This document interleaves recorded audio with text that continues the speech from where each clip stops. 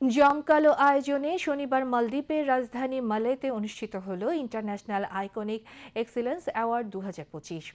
সমাজে বিভিন্ন ক্ষেত্রে বিশেষ অবদানের জন্য বাংলাদেশ, ভারত, নেপাল, ভুটান, আফগানিস্তান, পাকিস্তান, মালদ্বীপ ও শ্রীলঙ্কার 24 জন গুণী ব্যক্তিকে প্রদান করা হয় এ সম্মাননা।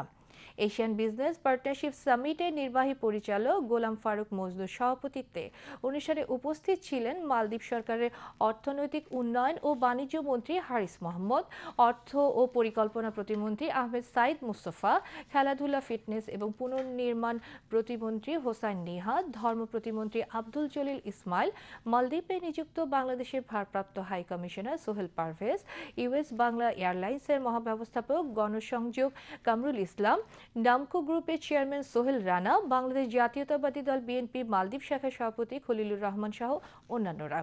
অনুষ্ঠানে বক্তারা বলেন, মালদ্বীপ ও বাংলাদেশ দীর্ঘদিন বন্ধুত্বপূর্ণ সম্পর্ক বজায় রেখে আসছে এবং এই সৌহার্দ্যপূর্ণ সম্পর্ক আরও জোরদার করে দুই দেশের অর্থনৈতিক, পর্যটন ও বাণিজ্য উন্নয়নে দীর্ঘমেয়াদী পরিকল্পনার উপর জোর দিতে হবে।